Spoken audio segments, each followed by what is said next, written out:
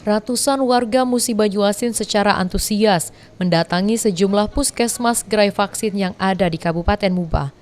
Antusias warga tersebut bukan tanpa alasan. Pasalnya Pemkab Musi Banyuasin dengan Polres dan Forkopimda mengadakan pengundian berhadiah bagi warga yang mengikuti vaksinasi sejak tanggal 8 hingga 30 Desember. Pengundian sendiri akan dilaksanakan pada tanggal 30 Desember secara live streaming di Musi Banyuasin. Dan warga yang beruntung bisa membawa hadiah utama yaitu 1 unit sepeda motor.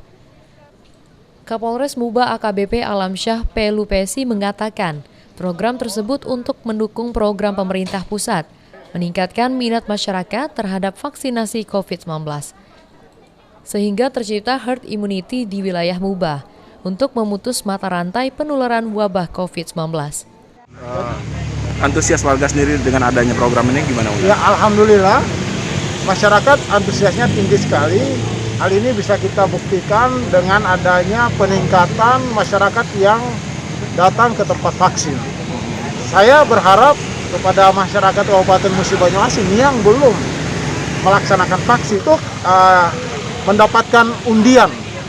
Karena tanggal 30 malam akan ditutup undian tersebut dan akan diumumkan siapa pemenang 5 hadiah utama sepeda motor ini dan ratusan hadiah lainnya.